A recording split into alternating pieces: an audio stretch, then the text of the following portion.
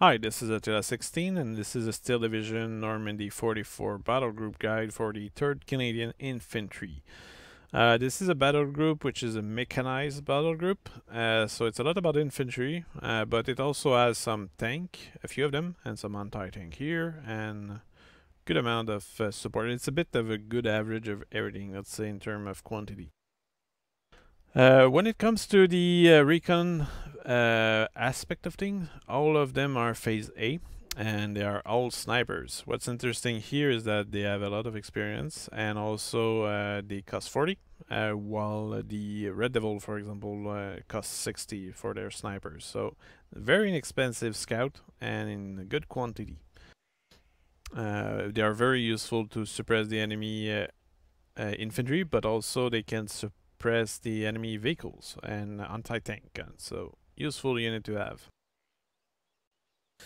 When it comes to infantry, I bring some rifle infantry. They only cost 15, so very inexpensive, and that make them very good recon also, so it's a good complement. And they have rifles, machine gun, well actually submachine gun and machine gun here, so that's like your main strength in number. You use them in number, yes, but it's also your main strength, let's say. Then Stormtrooper, that's a bit of a more specialized unit, very good in close quarter, and they have a heavy explosive which can blow up a building nearly. They also have a lot of experience, so that makes them very effective to clear buildings or fight in close quarter. You have your Vickers HMG, which is good to suppress the enemy. So you put that into a building, or you make that you put that to where you can cover a wide angle in front of your troops. In terms of tank, Canadian have a bit of a special setup of units here. You have the Ram 2, which is a really good tank to bring early on, because if you look at it, it has 12 frontal armor, and you have 11 armor piercing. So this is the equivalent of a B-phase Sherman usually. Actually, it's even better than their Sherman for Phase B. The only downside to it is that you don't have a heavy explosive, so that make them a bit vulnerable to enemy anti-tank. I guess it's a bit similar to the German Firefly in terms of strength. It's not as strong, but it's similar in capacity. And the fact that you have so much armor early on make them able to even resist most of the early enemy pack gun. So, and this is a command vehicle, so this is a good complement to your infantry, but ultimately it's really your infantry which is your main mean to push forward, while this tank is your good anti-tank capacity, and it's probably better than having an anti-tank gun, because this is a really strong tank. Support-wise, I bring a flamethrower for Phase A. Oh, actually, I did not even talk about Phase C. So if your Ram survive, which I'm sure they will, they can actually fight during Phase B as well. They'll be strong enough for that. And you don't really need to bring those Sherman. The only downside to the Ram 2 is that you only have one machine gun, which make them exposed to enemy infantry. So if you're fighting an airborne battle group, that might be an issue. But if you're fighting an armored division, then you're in better condition because you have this thing. For Phase B, I guess having Sherman could have been good, but in this case I decided to simply skip Phase B for the tank aspect of thing and go with the Firefly in Phase C, because the Firefly will be able to take out King Tiger and whatever is below that. So it's a really important tank to have. And when you go with Phase C, so flamethrower for Phase A, complement to your infantry to take buildings or secure a forest. So you can put them behind a line of tree, and when the enemy infantry shows up, you can burn them out.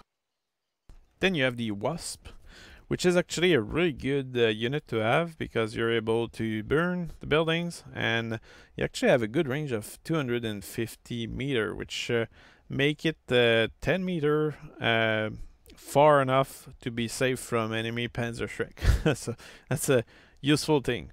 It's a very small detail, but it's meaningful.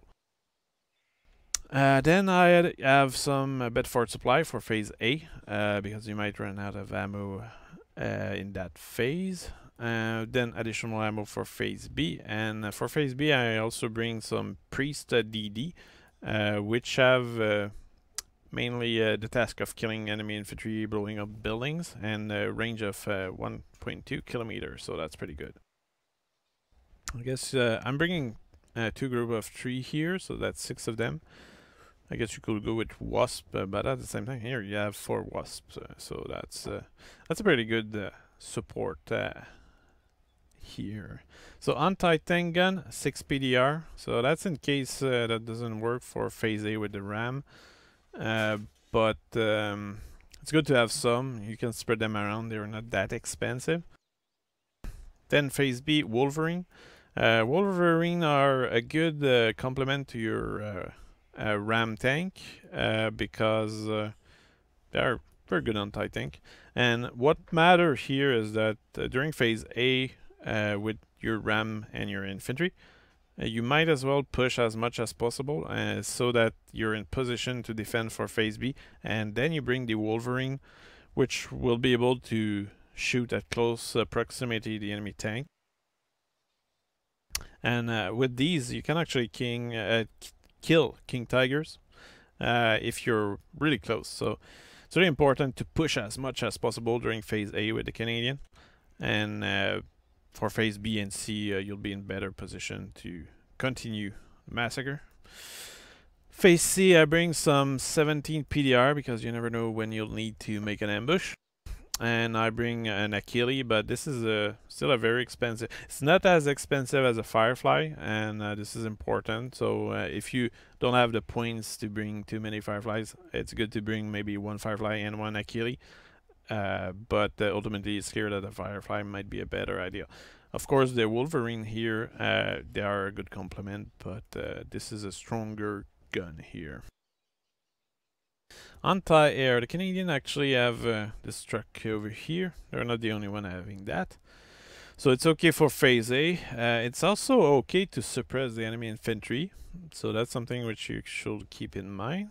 Then I use the CMP Tri-Polston, which is actually pretty good against enemy plane. And here you have some with 2 star of experience. So this is actually able to kill the enemy planes, which is important. And because they have experience, if you actually boost that with a leader, that make them very deadly.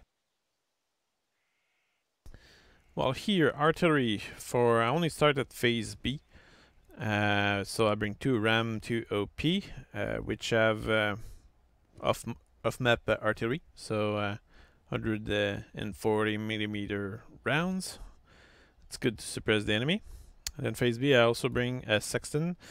The Canadian actually have access to 2 of them with experience, but I think in this case I'm mainly using this as a mean to potentially let's say smoke the place. So make a wall of smoke so my troops can push forward, let's say. Then I bring a AOP carrier because if things goes wrong, it's useful to have them. And yeah, that's it. Now air-wise, I bring a Spitfire for the phase A.